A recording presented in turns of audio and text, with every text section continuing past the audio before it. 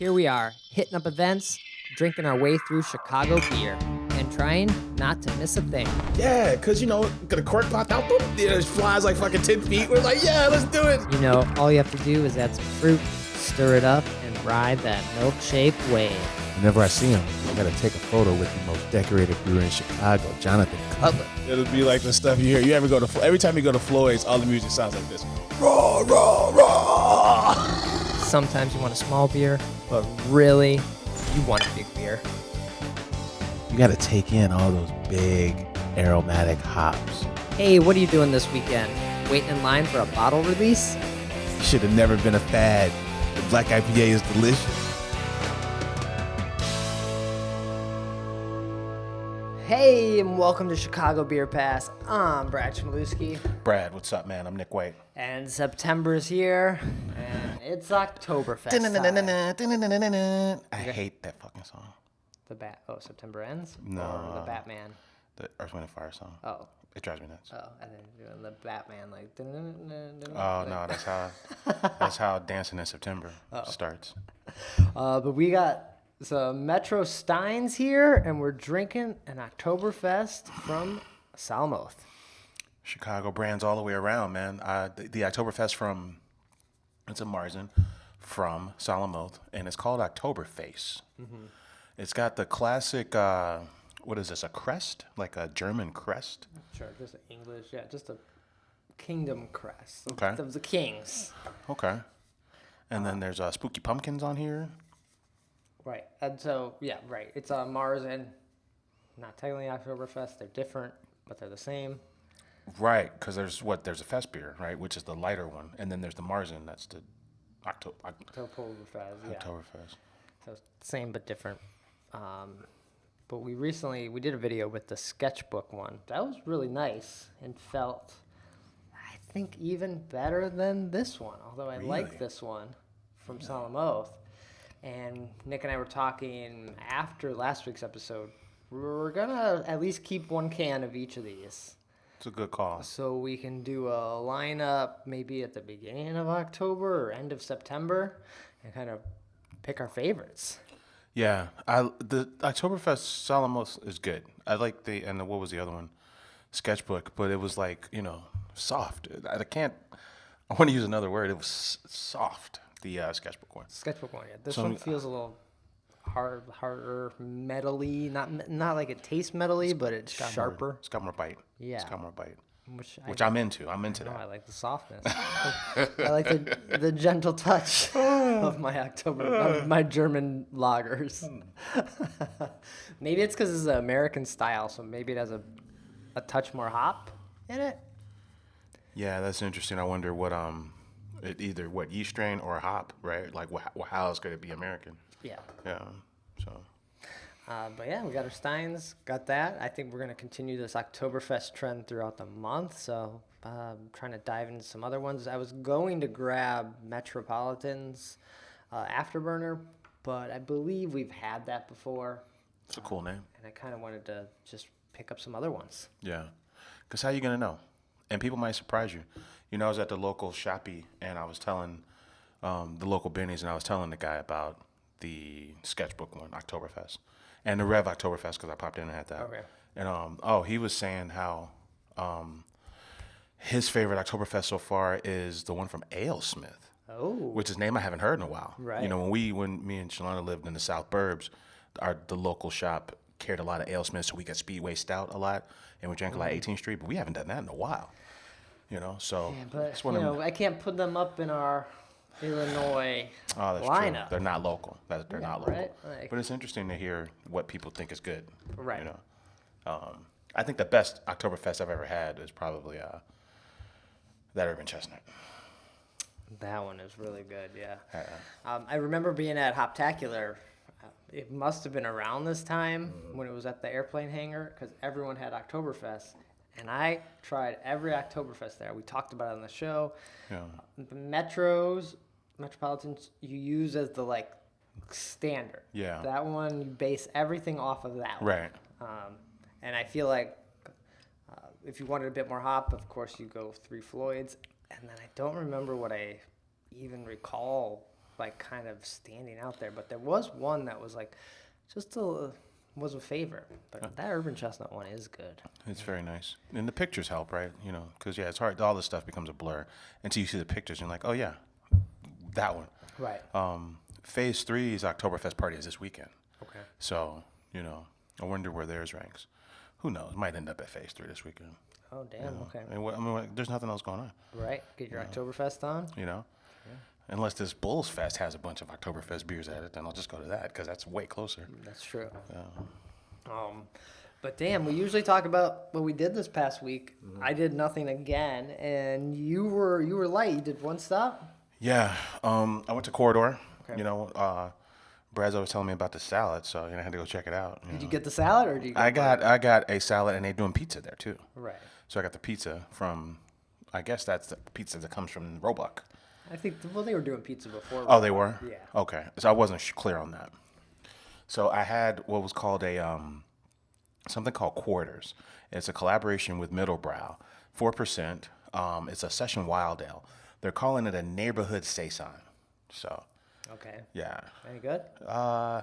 It was my favorite thing there.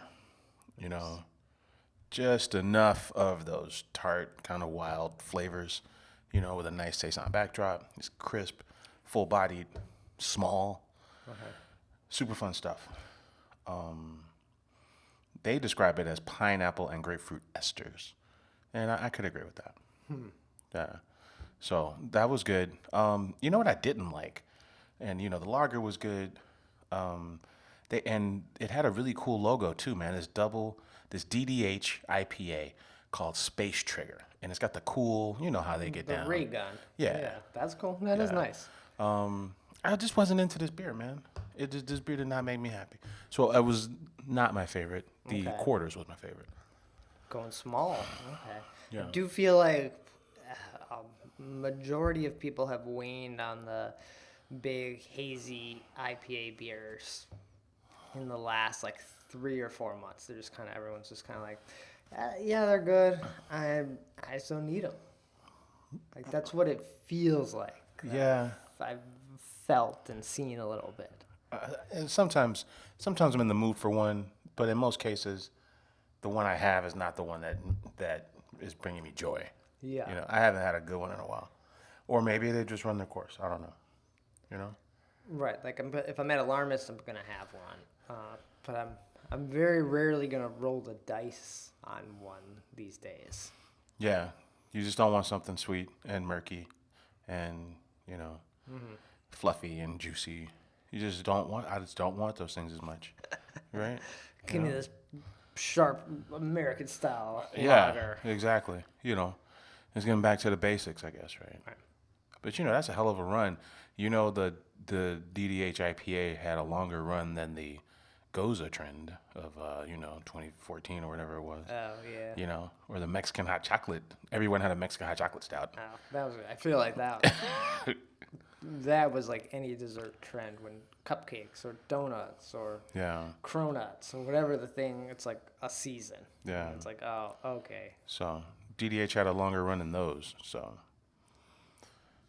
now we're just getting back to basics. I think so. Seems. So, which is always fun and maybe help some of these breweries perfect or hone in on some of these classic styles and do a twist. Now maybe we'll see a hazy Oktoberfest or something like that.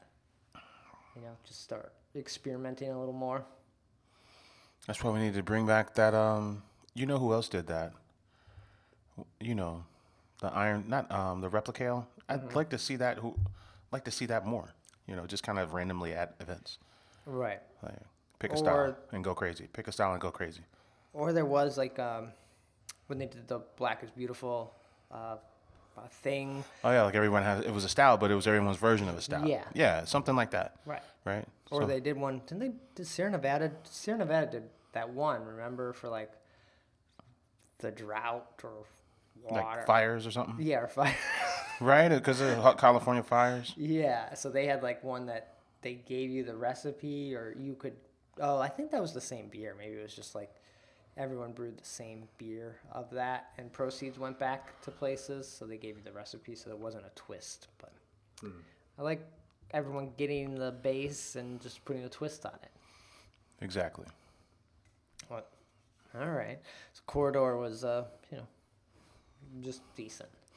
That backdrop of you were talking same but different earlier, and that's how I feel when I'm at one of the corridor locations. But that backdrop of the serving tanks that are the same size as the fermenters, and they're stackable, and they take up the whole wall, and it's kind of serves as art. That is so cool to me. That never gets old. And that theme is kind of repeated at Dry Hop, and I don't know, maybe Crushed by Giants. I don't know. I haven't been, so I don't know. Like ever? Ever. Okay. Never, ever. Man, they said that, it's on the second floor of that building, right downtown, right across the street from Italy.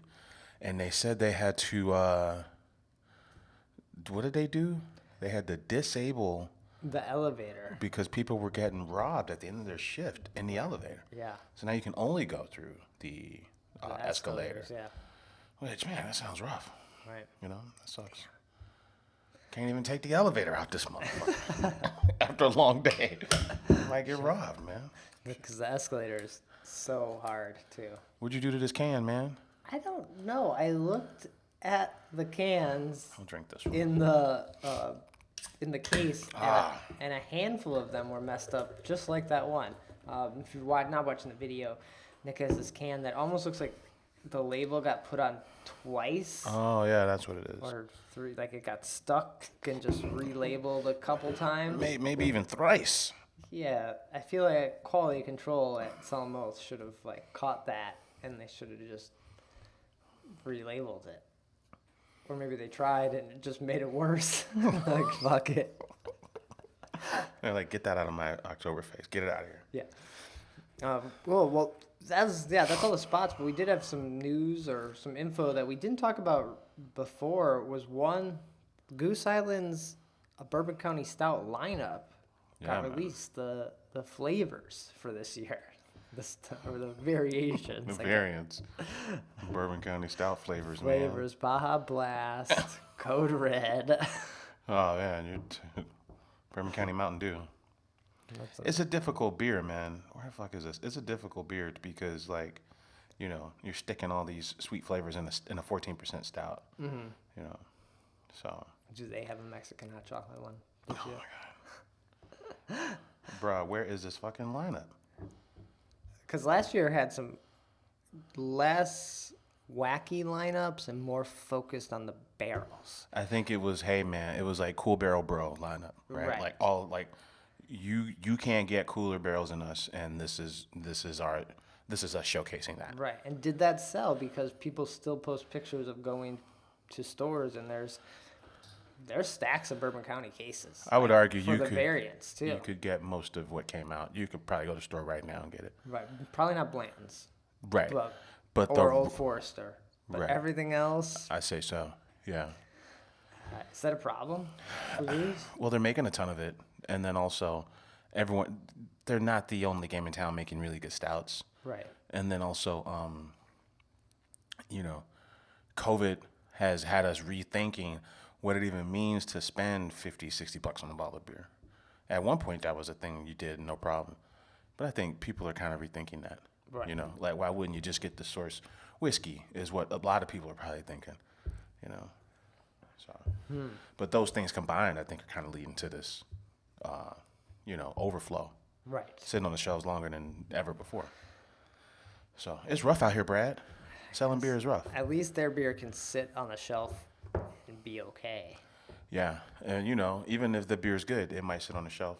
It's tough. And maybe that's why not Urban Chestnut, we talked about their Oktoberfest. Yeah. Urban Renewal. You see, they closed shop. They did? They're done. Yeah, he said it's over with. What? I didn't hear about this. Yeah, it came and went. They just posted on the social and said, "Hey, thanks for the ride. We're done." The old Metropolitan spot. And I just saw him at Beer Under Glass, and he was like, "Oh man, Nick's come by, but you haven't come by in a long time."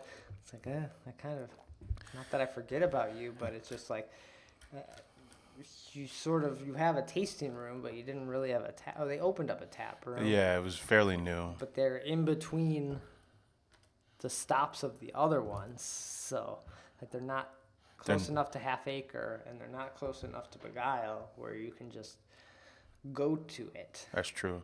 They're a malt row in spirit. They were kind of off the path, though. Yeah. Yeah, it was kind of tough to get to. Okay. Yeah, but even if you make good beer, I bet someone else goes in that space because it's a nice space. It has the history. Solemn Oath. Again. Or Again. Hot Butcher. Again. They're at an arms race. Who can have the most brews around town? They just closed, huh? Yeah. Yeah. We should pull up if it's still there. We should pull up and just see why.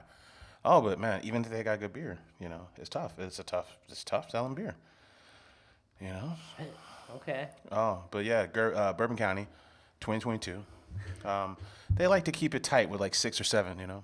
6 or 7. So we'll just run through the names here. How about that? Sir Isaac Stout.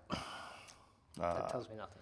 You gotta tell me something. You gotta tell me. All right, I'll run through them, and then you tell me Okay. which ones you want to know about. All right. 2-year barley wine.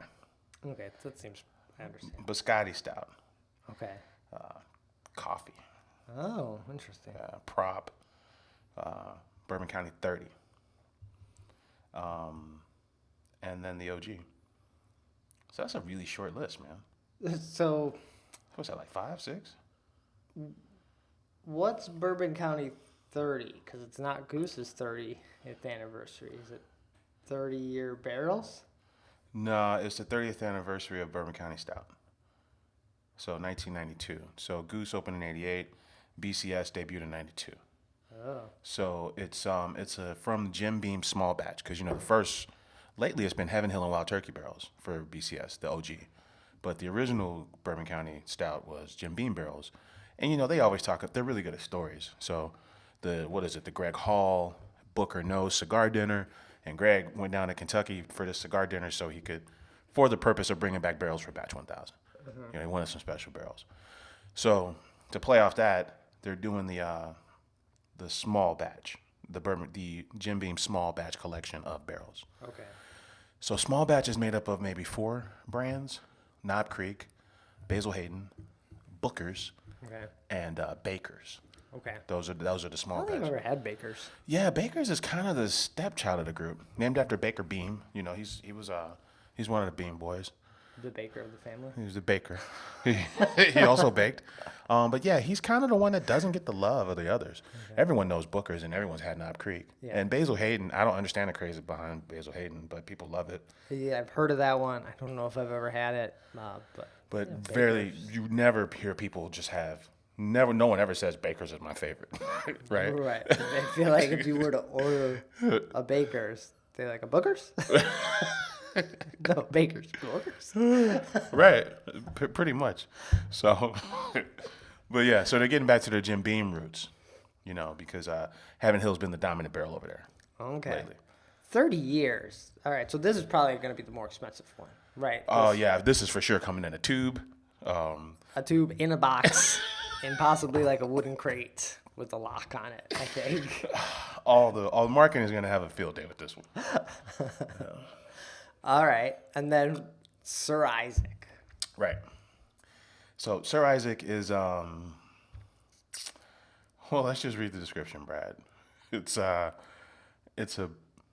stout with black mission figs, graham cracker, and natural flavor. Michigan figs. Okay. Mission. Oh, Mission, not Michigan. Not Michigan. Where's Mission? Or Mission is Mission is a type of fig. Oh.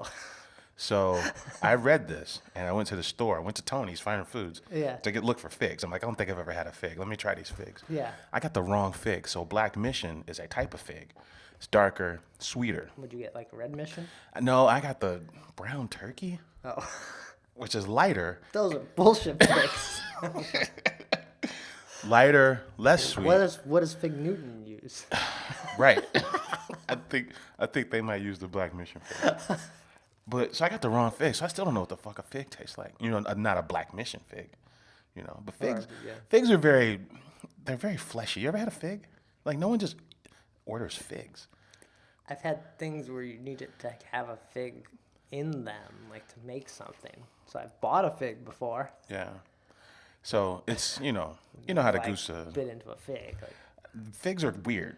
They have a very fleshy taste. It feels like something I'm not supposed to be eating. Just very kind of mushy and full and I don't know, weird. Just weird. Yeah, I don't know. Fig Newtons came out. It's like, we're gonna fix this thing. Yeah, they're like somebody showed. So is Sir Isaac supposed to be like a Fig Newton? 'Cause Right. It's got graham cracker in it. Or inspired by a fig cookie. Yeah. Which is a Fig Newton. Well, yeah. Is there another fig cookie? Right. Fig cookies that Grandma used to make up in one of the staff members. Okay. That's what how they're describing it. I bet grandma just opened up a package of Fig Newtons. And stuck them in a jar. Threw away the wrapper. Yeah. And it just looked like Grandma made them. Yeah. But they were really... They had them in the cookie jar or the little thing. they were really just Fig Newtons. Yeah. She Yeah. brought them in like the shittiest Tupperware container ever to someone's house. Oh my God. You're like, oh, you made these? Yeah. So Sir Isaac is new, and then BCS Biscotti is new. So Biscotti is a chocolate dip biscotti inspired. So it's got toasted almonds and cocoa nibs and anise. Okay. Or is it anise? Anise? Anise? Not anus. Not anise? Maybe anise. Anise. Which is like I want to say it's like a Korean, not Korean, but like an Asian kind of. It's most notable in Asian dishes, I would say. Right? I'm not sure on that. No. So, and then the return of barley wine and the return of coffee. How about that? We never thought they'd make barley wine again. We thought Revolution won that war. Yeah. Revolution was eating their lunch, and then they said, no. We've built up our reserves, and we're back to fight. We're going to have a showdown for barley wine supremacy. I don't know how that's going to turn out for I them. think they're going to lose that. Rev's around here making some of the best barley wines we've ever fucking had in life. That's going to be hard to top. But if there should be a competition, and if you're bringing an old Fitzgerald decanter series to your barley wine, I think you're coming for the title. Okay. So good for them. And then coffee gets people excited. Yeah, we've talked at length about coffee beers, right? And how we just want a no frills, unabashed coffee explosion, coffee forward fucking stout. That's what we want. Give me coffee bender, but with more coffee. Yes. And the very first time. Supermassive coffee bender. Yes. And the first time I had a beer like that was the original BCS coffee from like 2010. Mm-hmm. Black Cat espresso beans from Intelligentsia. You had this beer and it rocked your world. It rocked my world, man. Right. So. But the problem is that a lot of that coffee in Goose's beers, it's starting to fade by the time it hits the shelves because it's likely they're packaging that stuff now. Oh, yeah, that's right. And they're pasteurizing it. Now, what does that do for flavor? I know it definitely protects the beer from getting like sour or fermenting or whatever. Well, how does it affect flavor? It shouldn't affect the flavor at all. Okay. But you're right. These beers, we're probably previewing these beers in about a month. Right. And they're probably being bottled like now. Yeah, like now. That's true. So. Especially for how much regular Bourbon County has to get packaged. It takes a while. It's not just because they can. There's a lot of it. Yeah. Prop this year is the same guys that brought you the cola one from last year. It's that same crew, those two brewers. They thought they had a hit. They ran it back. This is their follow-up hit. So last year it was fine. It was fine. It was better than the previous. Their debut hit last year. This is their follow-up hit. Better than Kentucky Fog. I don't know. Cola, I think in the rear view lens, Kentucky Fog is way better than Cola. Oh, really? Wow, it's not even close. Kentucky Fog, it was weird.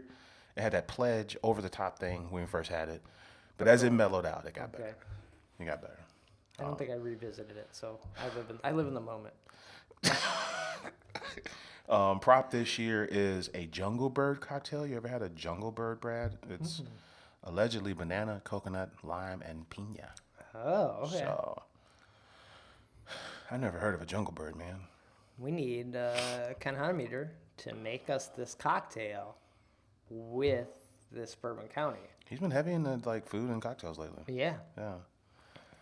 Man. Because I would love to have the cocktail when I'm also getting to try this beer for the first time. I think so. Or at least leading up to it. It'd be nice to maybe just grab all the things that we're inspired by.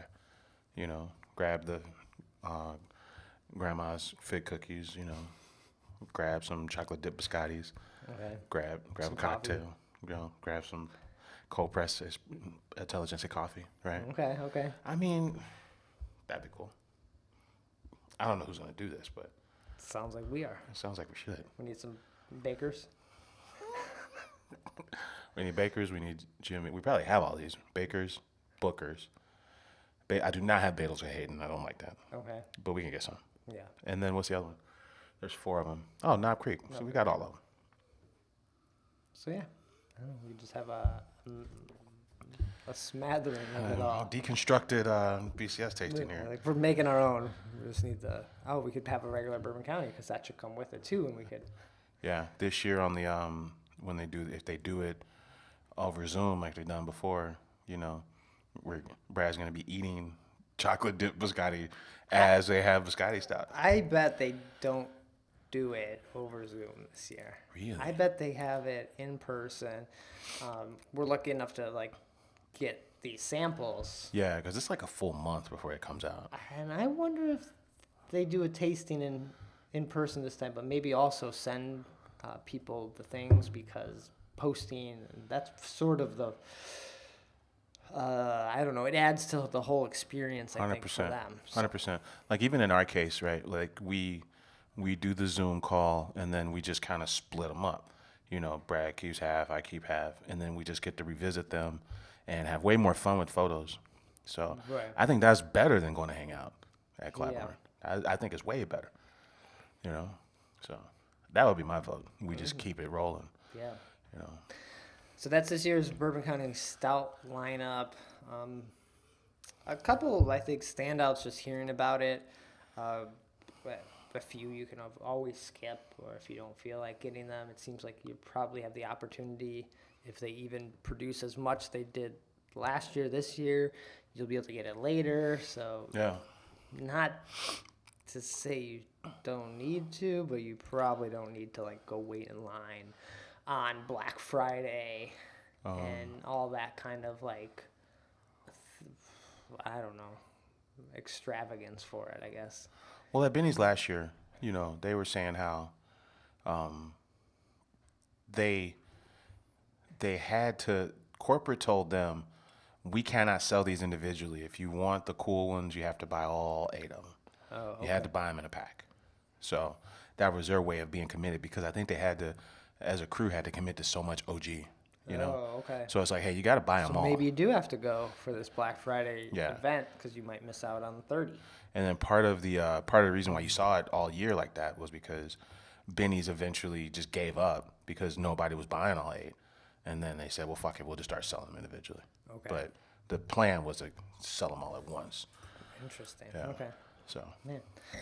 Also in the Goose news, Block Party's back, right? That's 312 right. Block Party yeah, September 23rd is Block Party. and 24th, right? Yeah, It's a 2-day event. 23rd and 24th. Nice. And it's free, right, to get into. Yeah, and then drinks are $5. Okay. Ciders, beers. Yeah, I'm All trying to find it. I'm off. A little off today. And then Yeah. there's food. I wonder if this is when Solemn Oath makes their debut at Finch's old brewery. Yeah, right. Because that's the only time I've been in Finch was during Block Party. $10 suggested donation. Starts at 5 p.m. on Friday the 23rd. All beers are $5, so we're talking all the Hazy Beer Hug series, 312s, Bourbon Counties. and BCS. Virtue ciders. And they're going to be pouring from our friends in the Chicago Brewing District. So this might actually be the Oh, On Tour and Great Central and District Brew Yards. Yeah, all Exactly. that. Midwest Coast. exactly Interesting. all the above. And then they got 8 bands playing, man. 3 on Friday, 5 on Saturday. Nice. I haven't heard of any of these guys. Oh, Serengeti, I've heard of him. He does that Chicago song. Bears, Cubs, Sox, Bulls. Oh, yeah. That guy. Okay. I know that song. But yeah, Block Party's back. A good way to close out the summer. For sure. Have you seen the Neon Bear Hugs commercial? No, but I see the billboards on Division when I'm taking Yeah. my kid to school. I believe, There's a commercial? is it watching Hulu they pop up? One of them. They pop up. And it's just a weird commercial. Like, Goose didn't do this. Probably their agency did it, or AB's agency. Right.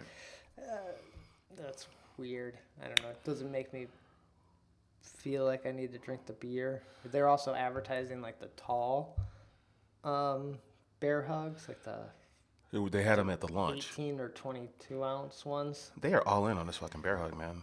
I Right. think well, first thing, they're using the local breweries as a test ground to basically start making it at Budweiser facilities. Okay.